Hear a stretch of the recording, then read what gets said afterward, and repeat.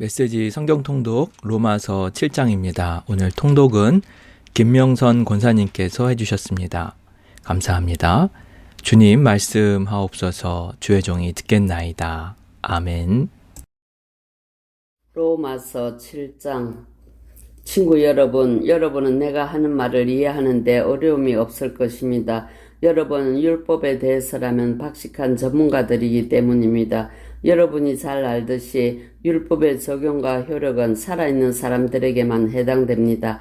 가령 아내는 남편이 살아있는 동안에는 법적으로 남편에게 묶여 있지만 남편이 죽으면 자유로워집니다. 만일 남편이 살아있는데도 다른 남자와 산다면 이는 명백한 간음입니다. 하지만 남편이 죽는다면 그녀는 아무 양심의 거리낌 없이 자유롭게 다른 남자와 결혼할 수 있고 누구도 이의를 제기할 수 없습니다. 친구 여러분, 여러분에게 일어난 일이 바로 이와 같습니다.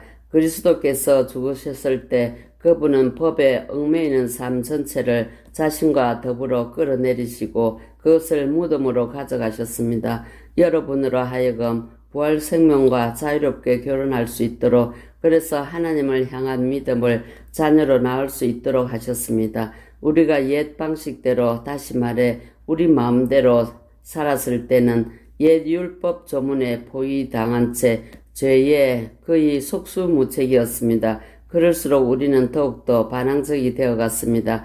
그런 삶에서 우리가 내놓은 것이라고는 유산과 사산이 전부였습니다. 그러나 더 이상 죄라는 포갑적인 배우자에게 묶여있지 않고 그 모든 포악한 규정들과 계약 조항들로부터 자유로워진 우리는 하나님의 자유 가운데 자유롭게 새로운 삶을 살 수 있게 되었습니다.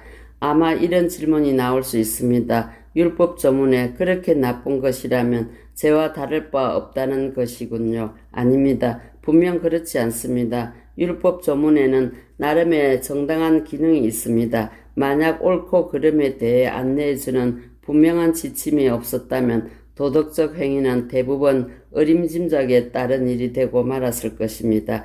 탐내지 말라는 딱 부러지는 명령이 없었다면 아마도 나는 탐욕을 마치 덕인 약 구며댔을 것입니다. 그러다가 결국 내 삶을 파멸시키고 말았을 것입니다. 여러분 기억 못하십니까? 나는 너무도 잘 기억합니다. 율법 조문은 처음 시작할 때는 대단히 멋진 것이었습니다. 그러나 그 다음 어떻게 되었던가요? 그 명령을 죄가 왜곡하여 유혹이 되게 만들었고, 그래서 결국 금지된 열매라는 것이 만들어졌습니다. 율법 조문이 나를 안내해 주는 것이 아니라 도리어 나를 유혹하는 일에 사용되어 버린 것입니다. 율법 조문이라는 장신구가 붙어 있지 않았을 때는 죄가 그저 따분하고 생기 없어 보였을 뿐 나는 그것에 별 관심을 기울이지 않았습니다. 그러나 죄가 율법 조문을 가져다가 장신구로 삼고 자신을 꾸미자 나는 그것에 속아 넘어가고 말았습니다. 나를 생명으로 안내해야 할 그 명령이 도리어 나를 넘어뜨리는 일, 나를 곤두박질 치게 하는 일에 사용되어 버린 것입니다. 이런 식으로 죄는 생기가 넘치게 되었으나 나는 완전히 생기를 잃고 말았습니다. 그러나 율법 조문 자체는 하나님께서 상식으로 여기시는 것으로 각 명령은 모두 건전하고 거룩한 권고입니다. 나는 여러분의 다음 질문이 무엇인지도 알고 있습니다. 율법을 좋은 것이라고 하면서 왜 우리가 그 좋은 것을 의지해서는 안 된다는 것인가요? 선도 악처럼 위험하단 말입니까? 이번에도 대답은 그렇지 않다입니다. 죄가 다만 자기가 잘하기로 이름난 일을 했을 뿐입니다. 다시 말해 죄가 선한 것 속에 숨을 들어가 나를 유혹하고 나로 하여금 나 자신을 과멸시키는 일을 하게 만든 것입니다. 죄는 하나님의 선한 계명 속에 숨어서 자기 혼자 할 수 있는 것보다 훨씬 더 큰 해악을 끼칠 수 있었습니다. 이런 반응도 나올 수 있을 것입니다. 하나님의 명령은 다 영적입니다. 하지만 나는 나 자신이 영적이지 못하다는 것을 압니다. 당신도 같은 경험을 하지 않나요? 예, 그렇습니다. 나는 나 자신으로 가득합니다. 정말 나는 오랜 시간을 죄의 감옥에 갇혀 지냈습니다. 내가 내 자신에 대해 이해하지 못하는 것이 있습니다. 나는 늘 결심은 이렇게 하지만 행동은 다르게 합니다. 나 자신이 끔찍히도 경멸하는 행동들을 결국 저지르고 맙니다.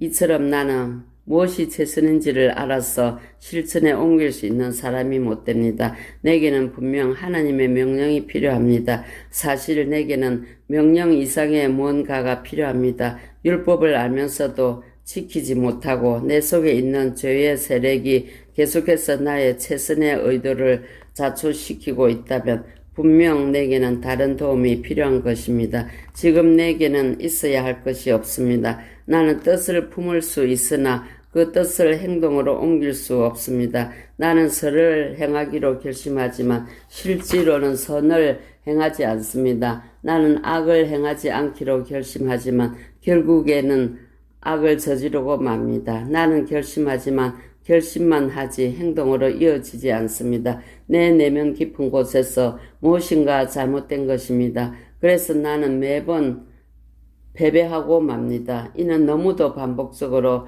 일어나는 일이어서 충분히 예측할 수가 있습니다. 내가 선을 행하기로 결심하는 순간 죄가 나를 넘어뜨리려고 와 있습니다. 내가 정말 하나님의 명령을 즐거워하지만 내 안의 모든 것이 그 즐거움에 동참하는 것은 아니라는 사실 또한 분명합니다.